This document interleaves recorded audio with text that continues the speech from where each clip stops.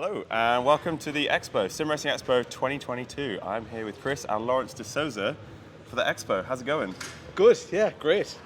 It's very exciting to meet all of you because it's very surreal for me personally, being overseas, and almost everyone in sim racing is on this side of the pond, if you will. And we had you on the podcast earlier in the year, and we had a blast. But your personality's even bigger in person, and it's awesome. It's absolutely awesome. How are you enjoying the expo so far? Yeah, there's a hype to this whole thing, right? It's like there's a great energy. Yesterday we had an amazing day with just business to business kind of. So it wasn't open to the general public. So you got to you saw the CEO of that company talking to the CEO of that company, and you're like, are they friends? Are they enemies? Are they doing a business What are they deal? about to build? Yeah. What are they doing? and you hear people talking. You see people taking things out of boxes, and they've got curtains that they've got stuff behind, and it's just you're in the heart of sim racing, which is that's the crazy part. That's what gives me a bit of hype about this thing. One of the coolest things when you're in a B2B environment like that is when there's someone that goes, okay, you can't tell anybody, but I'm going to show you this amazing product that we have coming out, and we're going to announce it later. Like yesterday, we walked up to Vasaro, and he's like, oh yeah, we're launching this new product. Do you want to go ahead and just check that out and try it? And we just walk over, and Nick Hill and Toby from Gridfinder, they got to race on the rigs right there, and Tom's sitting there interviewing him, and it's just those little teeny details that you just wouldn't get when the public's here, I had that exact thing happen yesterday. I was with Acetec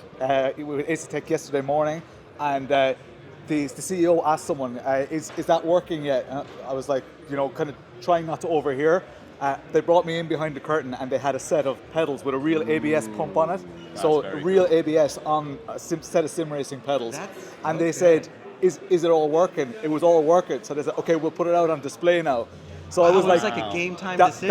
That was the. That's very cool. Okay. So they brought it out at the event here, and I got to kind of see, I got to witness their process of, it's good to go now. That was crazy. That's amazing. That's very cool. An ABS. A real ABS pump on their hydraulic cylinder. So it's like the cool thing about it is that they say it's not simulation because it's the actual real thing, right? Yeah. It's a real ABS pump. So when you press the pedal, you feel ABS things happening. That's interesting. It's not pretending to be ABS. It's ABS. Yeah. That's amazing. Okay. It's so cool. That's like an interesting parallel to what SimuCube are doing, right? So, yeah. So SimuCube are arguably kind of stealing the show a little bit this year with the first ever pedal with force feedback in it, right? People have done vibrations and rumbles, but these guys have got force feedback in it, and we tried it yesterday. Well, and it was insane. He tried it yesterday. I'm hoping to get on there at some point this weekend it's as pretty well. cool. Yeah, you want to get on that stat quick. Yeah, I'll be. But yeah, that was very cool. But that's interesting because that is kind of a direct competitor, and you've kind of pointed out their USP there. This isn't simulation. Yeah, it's absolutely crazy. It's amazing that they just they didn't announce it. They brought it, and it's literally just an ABS unit. The weird, the funny thing here is that working yet? Okay, we can put it out. If it didn't work, there's some developer in the back trying to fix it and figure it out and make it work. And then game time decision, they're like, okay, it's working, put it out.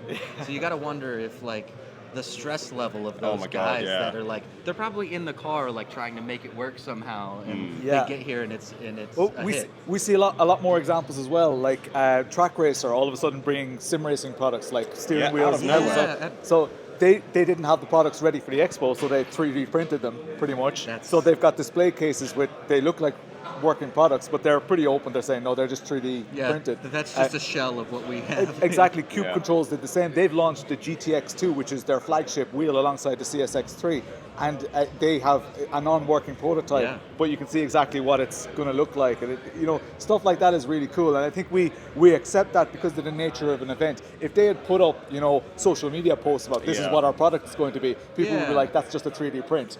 But we're here at the event, and the CEO is standing right next to it. It's you get a kind of a more of a sense of intent because they've gone to all this effort, and they put this on display. I agree. It shows exactly what their roadmap is, and I love that because you don't get that on social media. Yeah, and it's kind of interesting because the acceptability of bringing it here is oh, they were under like the 11th hour fixing these things, and then they realized they couldn't make it. But on social, you're like, oh, they had all the time in the world. Why are they doing that? You know? And the pressure in esports and sim racing in general, we've got drilling in the background because we've got all the esports teams setting up their rigs, and they're here last minute. They're practicing today, they're qualifying tomorrow, and they're racing on Sunday.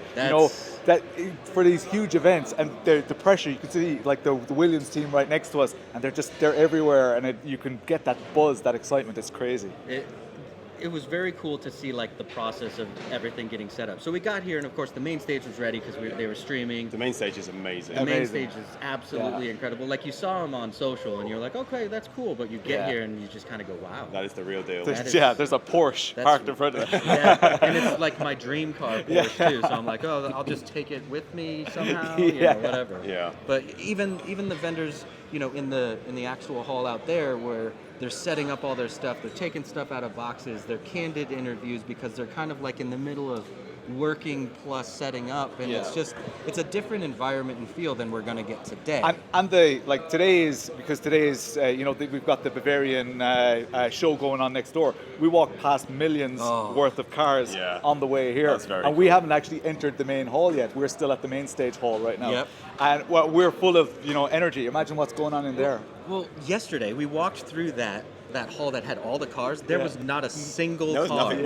When did they get here? I don't know how they got all of those cars like just all in line. Like I can't even imagine what a time-lapse video of that would look like. But we walked in, I'm like, wait, this hall was empty yesterday, and now it's just filled with these amazing cars. Yeah. So I wonder if we walk into the next hall, we're going to be like, wait, what happened? Yeah. Do you think this is a better location for the expo than the Nürburgring? Because there's pros and cons to both, right? Yeah, great question. At Nürburgring we had limited space, so it got busy very fast, and exhibitors didn't have the space to really show off you couldn't walk around a rig. People were looking at a distance. Even though that added to the kind of the pressure cooker environment, they weren't expecting queues of thousands of people for the tickets the next day. So it got a little bit busy, got a little bit uncomfortable at times. So this is a far better venue from that point of view. One of the things that I loved was, the hall was so busy last year, and I'd get a phone call, I'd go outside, and I would just hear exhaust notes.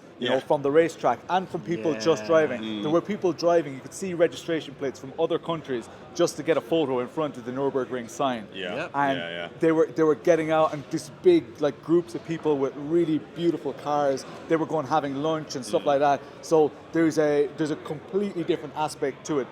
I think we can concentrate more on the expo, on the sim racing here than we could there. There were a lot of distractions there. So it's and we have more exhibitors as well this year, so that's cool. But I wonder if having the classic cars accessible to everyone, so everybody who comes in for the sim racing expo is going to be able to wander around all those cars, which they're going to love. Whereas the track was just maybe one step removed from the expo hall, so you'd have to kind of find a way out to go and see it, right? So I think it's even more exciting from that the other way around. So sim racers are pretty much obviously going to be into those cars. Yeah. Most of those people have never been exposed to sim racing. That's true. That's a very good point. The crossover from that side over to our side. Exactly. I'm like, we claim this side, but and it's not just a car show; it's the classic car show. So it's the exact opposite to sim racing. Sim racing is like the most modern version of automotive. And I mean, can you imagine being Visaro or D-Box?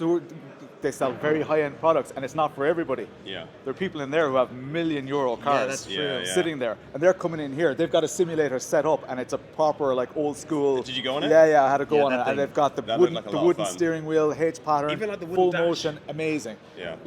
And that to ordinary Joe Soap, something like that is an expensive setup, but it costs less than a service for one of those cars. Yeah, that's true. That's a good point. That's something. Less than an oil change. Yeah. Well, because we were talking about that, we're like, okay, so sim racers, these elaborate setups where they're like, oh yeah, it's an $80,000 setup. We're like, this is not a sim racer setup. Let's be honest. Like this, we come here to sit on them, queue up for hours so you can play in one time, and then you go back to your desk setup or your fancy track racer setup or whatever, and you're like, well, I remember that one time at Sim Racing Expo, I sat in that Visaro rig and it was 80,000. It's like the story you tell to all your sim racing buddies because you went to the expo. But you're right, like the those people over there that they brought those crazy cars, they're like, oh yeah, can you deliver it tomorrow? Exactly. And that's going to happen, and that's why. I think that will happen. Yeah. I bet it will. That's why it's so interesting for them to be here as well. And all those people have friends who couldn't be here as well. Yeah. So it's the whole business to business and the high end side is really exciting. Plus, obviously, the public coming as well. A lot of people are waiting to make their decisions. Yeah. They want to buy a direct drive wheelbase or whatever. They just don't know which one. Well, today they get to try them. Touch every and try them. Right? We're surrounded by Moza, Fanatec. The choices are endless. And maybe the Netflix paradigm or whatever. They're still scrolling. They haven't made a decision. But odds are when they sit in one or sit in a couple of them, they'll be able to make their decision. And being hands-up, when you're spending a couple of €1,000 or a couple of £1,000, most of us do that pretty blindly, or we watch, reviewer videos. Watch your videos, exactly. Right? And you go based off the numbers, and you're like, okay, the numbers seem like this one's better, but you can't do anything other than, well, I also like the styling. Exactly. But here, they're actually going to touch them. They're actually going to, in some cases, even drive with all of them. Yeah, exactly. So let's put you on the spot then. For sim racers who are making their way to the expo now, what's 3 things that they should do when they're here? Oh man. There's racing as well.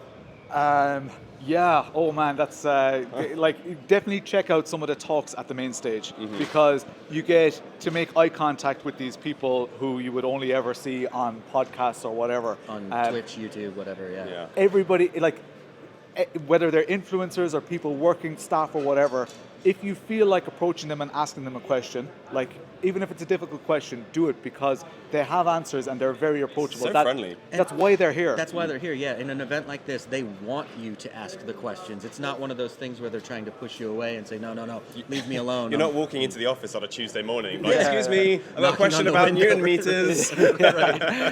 Exactly. And for me, it was interesting to speak to people and kind of learn the stories of why, when they set up and stuff like that. Because it's one thing reading, somebody's about page on their website, but when you feel kind of the passion, it's like, oh, this is why we designed this, and this was actually an accident, and stuff like that is really just listen, just walk around, listen, soak it up. That'd be probably my main thing is enjoy the experience, because there are a lot of things here. If you already have a really high end rig at home. Yep. There's no real need to come here and go sit in loads of rigs. It's fun. It's a lot of fun. Try out new products and stuff like that.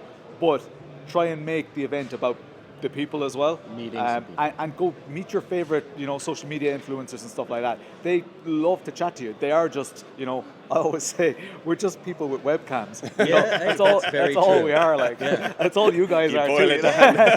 It's true though, and people put people on a pedestal. But you see Jardier around, or Gamer Muscle or whatever. They make time for absolutely everybody. Yes, they do. And sim racing is still small enough that we have that access, which is amazing. If I don't know, a Formula One driver was to arrive, they would probably be swamped by people. Yeah. But if Jimmy Broadbent was to walk past, we'd still just keep doing this. People wouldn't really be looking strangely at it. Yeah. So we're in the infantile stage of sim racing still, even though it's been around for many, many years. And we're also lucky that you can get high to top end equipment compared to other budgets, other hobbies, it's relatively affordable, considering what you can spend on golf or photography or what's traveling. More affordable than that hall anyway. Than the hall you walk through to get here. That's what they're doing. They're like, okay, walk them through the really expensive hall. And then this now feels reasonable. And then they're like, oh yeah, that seems like a normal price for a wheel, right? And one of the crazy things about sim racing is that every day there are so many new sim racers. You can probably tell amongst your own circles of friends, there are new sim racers, and I just don't see that in many other hobbies. I don't see that many people, even hobbies that I'm involved in myself, I don't see that many people taking it up and spending that kind of money. The entry is, there's already, the entry level is relatively high for a hobby. A photographer can start with their smartphone. But you can't sim racing with your keyboard. You can't start sim racing with your keyboard and mouse and stuff. But the top end for photography is far, far higher because it's far more sophisticated, more elaborate than what we have in sim racing so far. So we are really kind of on that cutting edge, which is cool. Well, we're going to see you tomorrow on the main stage. Yeah. So I guess the big question now is, are you prepared to see us on the stage? Because we're going to play a little game. It's going to be 2 truths and 1 lie. Do you have some good stuff for us for No that spoilers. little? No spoilers. No but spoilers. Do you have some good ones for us? Yeah. Okay. None of the 3 will be believable. Oh, that's even better. Because you have to make them all crazy enough that you're like, I have no idea which one's the lie. Well, I'm quite excited for Dave Cam. So obviously Dave Cam, it's going to be us 3 and Dave Cam up on the stage, and what we're going to do is try and cut through all of the very serious technical stuff about the future of the business of sim racing and Newton fun. meters this and time models that, and we're just going to have a bit of fun. But Dave Cam was a policeman for a long time, so I think his stories are going to be very interesting. Does he get to interrogate us as well? Whatever you're into, Lawrence. We'll let you ask questions of him, and we'll go back and forth. The audience can participate. We'll try to keep an eye on some of the ADAC official Twitch chats and stuff like that, and see if we can pick up some questions from there. But yeah, it's going to be a good time, and it's going to be a nice break from the very serious tech talks and presentations. And cool. It's going to be a lot of fun. So, well, enjoy your time today at the expo, and if at any point you see us recording a reel or a podcast episode, just pop in and say hi and let us know how it's been going. Will do. Our resident guy with webcam. Resident guy with webcam. That's how I'm going to refer to streamers all the time now. Just a guy with a webcam. And good broadband. He's right. got good internet. There we go. You're really setting the bar quite low here. I like it. Well, thanks for coming on I almost called it the wrap-up show, but we haven't even started the day yet. Yeah, it's like 10 a.m. It's the pre-show to the massive event that we're going to be in. So we're going to do a lot of reels. I'm sure, Lawrence, you're going to do some social posts as well, so see it from all kinds of different angles and all that great stuff. But any last words before we say goodbye and then see you guys later for the wrap-up show? Yep, see you at the wrap-up show. Thanks a lot. Thanks a lot. Welcome to another episode of Sim Sundays by Gridfinder, and this is day 1 of the public day for 2022 ADAC Sim Racing Expo, and today was a little bit of a stressful day for us and the team, wasn't it? It was intense. There's a lot going on. So it's the first day it's been open to the public, but actually it's Friday. So it hasn't been as busy as we were expecting. I think a lot of people are probably traveling in and getting settled in for the whole weekend worth of content and stuff that they can do. And it was almost like a casual stop by, more so than like a purposeful visit in a way. Yeah, 100%. I mean, the highlight for us was probably the fact that our team arrived. Yes, which is very they did. exciting. So from all across Europe, they've all come in on their trains and planes and automobiles. It's a movie in the US. Right. So they're here to race for us tomorrow and Sunday. We've got the iRacing team and the ACC team. We've got our rig, which was given to us by Actor Racer. And they're actually assisting us right now because there was a little bit of an issue with our wheel, and it wasn't giving us the force feedback that the team was looking for. So they've been fabulous. They brought us a brand new wheel in box, and they're going to mount it up for us and get our team sorted so they can actually race. That's going to be really nice, and shout out to them for helping us with that for sure. Yeah, it's going to be tight. I don't think they won't have had as much practice as they wanted. Yeah. But I mean, we're aiming for top 20. They're talented guys. I think they can do it. I think the level of stress for them right now is making them like, we can't race.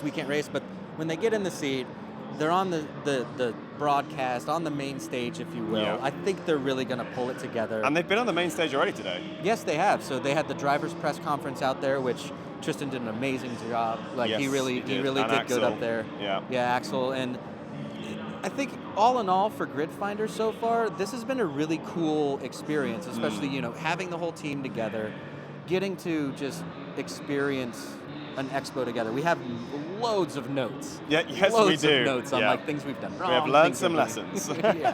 And Lawrence has been a big help. He was over there trying to diagnose our wheel as well. Big shout out to Lawrence de Souza. He came and did our pre-show this morning. He did our pre-show. He's going to be on stage with us tomorrow at what? 2:25. 2:25. Yes. You know why I thought it was 1:25? Because the time changed. Anyway, so 2:25 tomorrow. We'll be live on the main stage right behind us here, and I'm so excited for that. Are you nervous? A little bit. But we've got huge personalities like you and Lawrence and Dave Cam coming with us. And we're going to be playing quite a fun game. So it's going to be, I think once we're up there, it'll be fine. I really want the seats to fill in a little bit more, but like we said, it's not as busy as we anticipated it being. Tomorrow, I think it's going to hit the ground running, and I think we're really going to get all of the people who traveled in for this specific expo. I really do. Yeah, I mean, last year at the Nürburgring, there were people queuing out the door. There was like maybe 300 or 400 people queuing at like 10:30 in the morning. Yeah. It was rammed inside. So this time they've given us a lot more space. So hopefully, there'll just be a lot more people in the expo hall. Yeah, instead of waiting outside in the rather cold weather. Yeah, it's pretty chilly. It's kind of chilly, but I mean, the expo hall is being kept warm by all of the computers. Yes, so thousands of PCs going so away. many. And then, Yeah. well, the whole screen and everything, just I can't imagine the energy that's being sucked up from this place. But Yikes. Later on, we have a Fanatec party to go to, and we also will be interviewing, who are we interviewing? Thomas tomorrow? Jakemeyer, CEO of Fanatec. Which will be, CEO of Fanatec. That's going to be interesting. I've met him before. He has a big personality. He's a big character. I mean, he's created Fanatec, which is pretty cool. Yeah. So we'll be talking to him tomorrow. So that'll come out in our mini-series throughout the week, which will be exciting. We'll ask him about the new products that they've going on. They've actually done a really cool little installation here, which we should do a little a mini 5 to 10 minutes on it tomorrow. It's the 25 years of Fanatec. Oh, yes. Where they kind of show all the hardware they've done over the last 25 years. But it starts not just with like their first sim racing wheel, it goes further back than that. It starts with their Red Alert, their command center, their mouse tracker pad thing. Trackball, that's it. Yeah, that thing. Yeah, very cool. I used to love Red Alert, played a lot of it. So when I saw that, I was like, okay, this I guy love is Fanatec even more now. Yes, yeah. They came from a good place. Right. Well, we're going to have a bunch of extra content, reels, shorts, things like that. And of course, we're recording everything for the mini-series. So if you want to follow us, Instagram's probably the best place to follow us. And it's just instagram.com/grid_finder. That is right. Right? Grid Finder's I researched what that was. It's like some Chinese company of some sort. Yeah, it's like lots of pictures of like gardens and buildings stuff. and stuff. I don't really know why they're called Grid Finder. Yeah, anyway.